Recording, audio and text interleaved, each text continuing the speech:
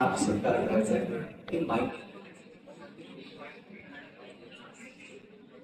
Hema madam दुर्गेश्वरीजींचा इथे सत्कार करतील. संपूर्ण टीमचा संपूर्ण सत्कार आहे. काम करताना काय अनुभव होते? प्रेक्षकांनी आजीला खूप खूप खूप प्रेम दिलं. म्हणजे जिथे जाईल तिकडे आजीचं खूप कौतुक झालं. खूप त्या सिरियलनी मला खूप काय काय दिलं. म्हणजे झी मराठीचे अवॉर्ड दिलं. म्हणजे आठवणी खूप छान आहेत. मला आता बघून येते परत पाणी येते. म्हणजे हे अजून चालायला हवं होतं. मला वाटलं नव्हतं इतक्या लवकर सिरियल बंद होईल म्हणून. अजून खूप 1-2 वर्ष चालली असती तर मला खूप आनंद झाला. कारण तेवढंच लोकांचं प्रेम मिळालं असतं. ठीक आहे, आरंभाई तिकडे आहेच.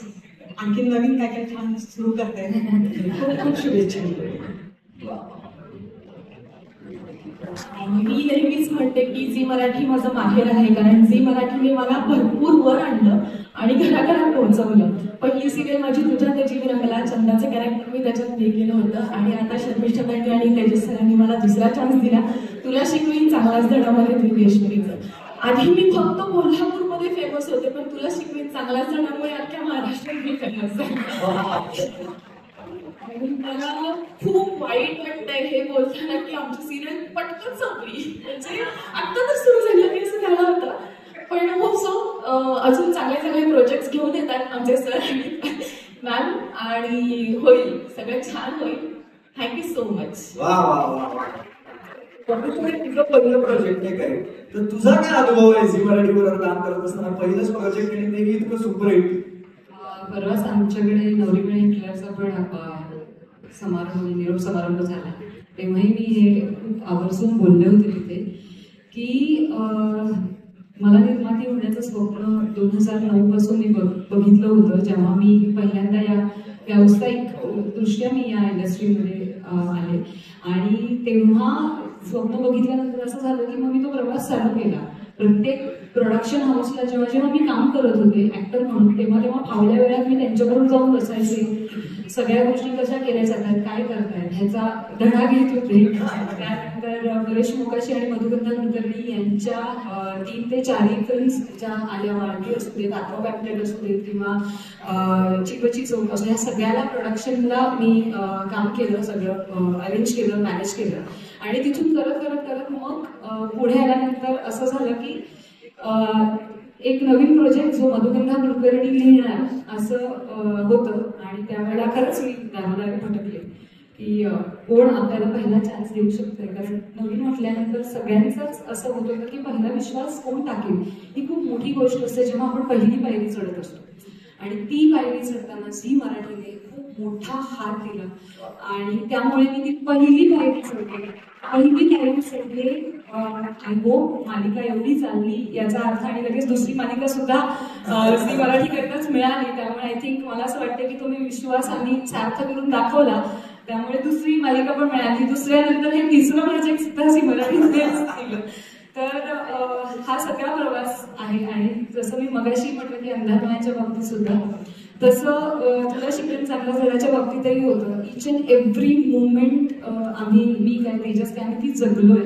आणि झी मराठी खरंच माहेर आहे.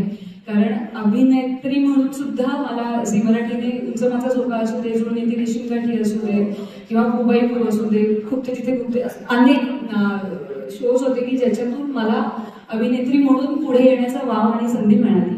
आणि आता जेव्हा मी दुसरं पर्व माझं आयुष्यातलं चालू केलं तेव्हा त्यातही झी मराठी आहे. आणि झी मराठीबद्दल अजून एक महत्त्वाची गोष्ट मला खूप सांगायची की झी मराठीवर मी ज्युनियर आर्टिस्ट म्हणून पण काम केलेलं आहे. अभिलाषा नावाची मालिका होती ज्यात मी 500 लोकांच्या घोळक्यामध्ये ज्युनियर आर्टिस्ट जे असतात ते हिरोईनच्या मागे एखादं वाक्य बरं बोललं जात आहे म्हणून पुढे येऊन एक वाक्य देणं. सो तिथून तो प्रवास अल्फा करंडक एकांकिका स्पर्धा, त्याच्यानंतर ज्युनियर आर्टिस्ट, त्याच्यानंतर आर्टिस्ट आणि ते निर्माती, हा सगळा प्रवास मी झी मराठीवर.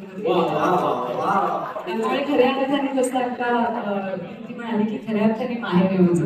आणि एंटायर टीम म्हणजे प्राची असू दे, कल्याणी असू दे, खूप खूप खूप ऑफकोर्स हेमा सुद्धा, हे असे सगळे सिनियर्स असून सुद्धा जिथे जिथे चुकत गेले तिथे तिथे त्यांनी प्रेमाने पण समजावून सांगितलं, वेळ प्रसंगी ओरडा सुद्धा खाल्ला. पण ऑफकोर्स कारण मला ते शिकायचं होतं आणि आजही माझी ती प्रोसेस चालू आहे. त्यामुळे जशी मी शिकत चालले तशी तशी मी हळूहळू एक स्टेप पुढे घेत चालले आहे. त्यामुळे झी मराठी तर म्हणजे I love you Zee Marathi. खरंच आहे, मी सुद्धा तुझा प्रवास पाहिलेला आहे. निर्माता होण्यासाठी तू किती धडपड केलेली आहे, नाटक वगैरे असेल अशा अनेक गोष्टी मी पाहिलेल्या आहेत. पण त्यानंतर तुला ही पहिली मालिका मिळाली आणि झी मराठी बरोबर मिळाली. तू म्हणालीस ते अगदी बरोबर आहे. झी मराठी ज्या ज्या लोकांना काय म्हणतात की एक आधार देऊन त्यांना पहिली पायरी देतात ना, पायरी नाही ते हायवेज देतात आणि त्याच्यानंतर आपला प्रवास हा अतिशय सुखकर होत असतो. त्यातलं एक उदाहरण मी सुद्धा आहे. So thank you so much Zee Marathi.